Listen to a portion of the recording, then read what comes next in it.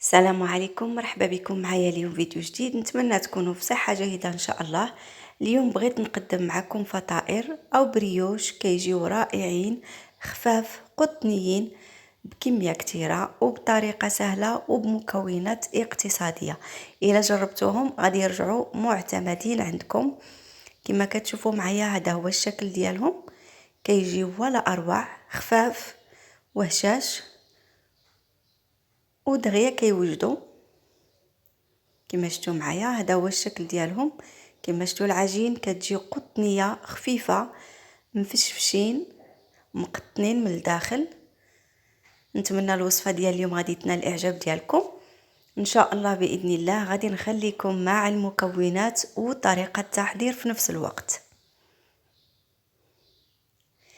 بسم الله على بركه الله. غادي ندوزو المكونات. عندي كأس من الحليب، كأس الا ربع من الحليب الدافئ. غادي نضيف ملعقة متوسطة من خميرة حبيبات. غادي نخلطهم مع بعض ونخليهم على جنب يرتاحوا، تفاعل لي الخميرة مع الحليب. صافي، من بعد ما خلطتهم غادي نخليهم على جنب وندوزو نوجدوا العجين ديال البريوش. عندي بيضة واحدة، غادي نوضع بيضة كاملة تكون بدرجة حرارة المطبخ. غادي نضيف عليها كيس من سكر فاني، ربع كأس من سكر حبيبات. غادي نخلط المكونات جيدا حتى يندمجوا مع بعض. غادي نضيف ربع كأس من الزيت. بريوش اقتصادي كما شفتوا معايا. غادي نخلطهم جيدا حتى يندمجوا مع بعض.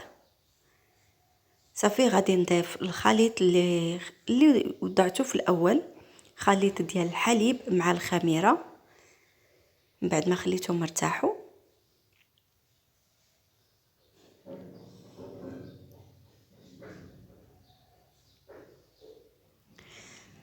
صافي، دابا غادي نضيفوا الدقيق. بالنسبه للدقيق عندي هنايا 2 كؤوس ونصف من الدقيق الابيض الخاص بالحلويات. من بعد ما نكونوا غربناه ضفت القليل من الملح، قبصه ديال الملح.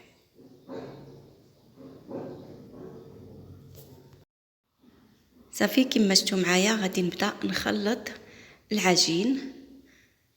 غادي نخلط الدقيق مع المكونات الاولى. صافي، من بعد غادي نضيف نصف كأس من الدقيق.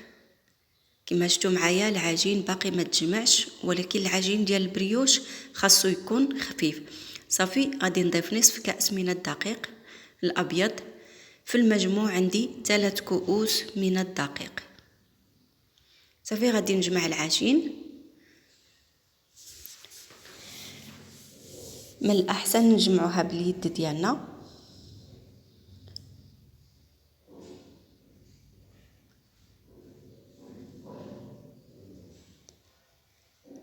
صافي حتى تجمع لنا، ومن الاحسن يكون العجين خفيف والعجينه تكون لينه باش كيجي البريوش خفيف وهشيش ورطب.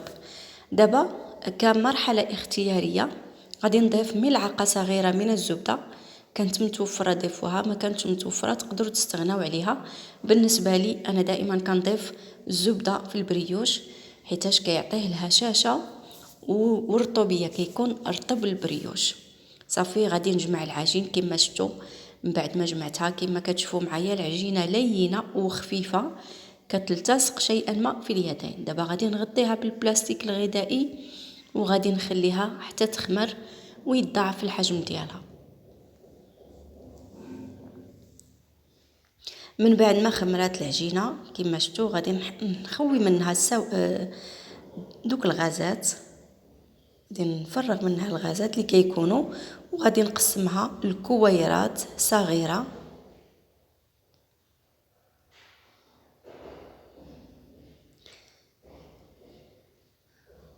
والحجم دائما كيبقى اختياري. بالنسبه ليا انا درتهم غير صغيورين، خرجت لي 9 ديال الحبات. صافي وضعتهم فوق سطح العمل، ورشيت واحد شويه ديال الدقيق الابيض. دابا غادي نجيب ليمون اللي غادي نوضع فيهم العجين الكويرات كما كتشوفوا معايا. انا ما غاديش نخليهم هكاك، غادي نوضعهم في ليمون فرديين. من بعد ما نكونوا دهناهم بالزبده صافي غادي نضغط عليهم واحد شويه حتى ياخذوا الشكل ديال الليمون كما كتشوفوا. كلشي موضح في الفيديو. غادي نستمر على هذه الطريقه حتى نكمل الكميه كامله اللي عندي.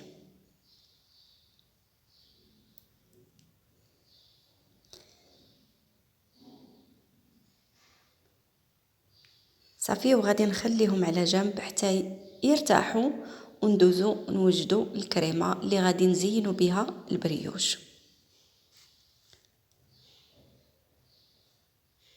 بالنسبه للكريمه عندي كأس من الحليب بارد، ملعقه كبيره من كريم باتيسير، ملعقه ممتلئه، عندي ملعقه كبيره من سكر حبيبات. صافي غادي نخلطهم جيدا. كريمه اقتصاديه، تقدروا تنسموا الكريمه بالفلون بنكهه الكراميل الا كان متوفر عندكم. صافي من بعد ما غلات الكريمه هذا هو الشكل ديالها، كتجي عاقده. كنوضعوها على النار حتى كتغلى وتعقد. صافي جبت هنايا بلاستيك، غادي نوضعها في البلاستيك او في البوش الا كان متوفر عندكم.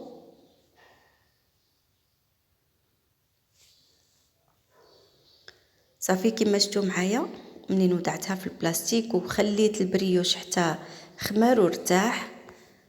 دابا غادي نبداو نشكلوا الكريمه فوق من البريوش، كتعطيه واحد الشكل رائع وكنزينوه من الفوق وحتى الطعم كيتبدل الطعم ديال البريوش. صافي غادي نبدا نزينها بخطوط من الفوق. بالنسبه للبريوش راه ما غاديش ندهنوه بالبيض من الفوق، غادي نخليوه غير هكاك.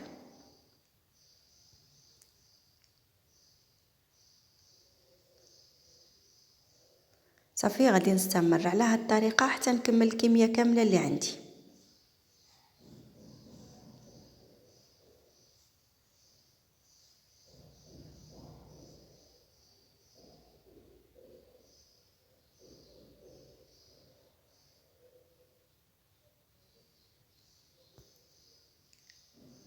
كما شفتوا معايا من بعد ما كملت الكريم باتيسير، من بعد ما وضعتها فوق البريوش هذا هو الشكل ديالهم. دابا غادي نوضعهم في الفران يكون ساخن. غادي ندخل لاطا الفران يكون ساخن شاعل من الفوق ومن التحت على 180 درجه. غادي نخليهم حتى ياخذوا واحد اللون ذهبي ينتفخوا كما شفتوا معايا. من بعد ما خرجتهم من الفران هذا هو الشكل ديالهم، راهم دغيا كيخرجوا من الليمون.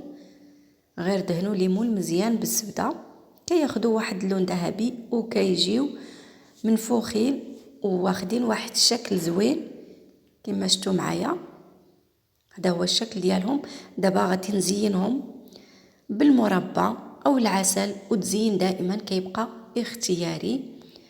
انا غادي نوضع عليهم في الوجه ديالهم القليل من المربى ديال المشماش، ونرش عليهم القليل من اللوز كونكاسي مهرمش كما شفتوا معايا. دهنتهم بالمربى. هذا هو الشكل النهائي ديال البريوش او الفطائر اللي وجدت معكم. كيجيو رائعين جدا، محمرين واخدين واحد اللون ذهبي خفاف بمذاق رائع وبمكونات اقتصاديه كما شفتوا. هذا هو الشكل ديالهم. صراحه كيجيو زوينين بزاف، مغيرين شويه على البريوش او القراش اللي كان وجد معكم.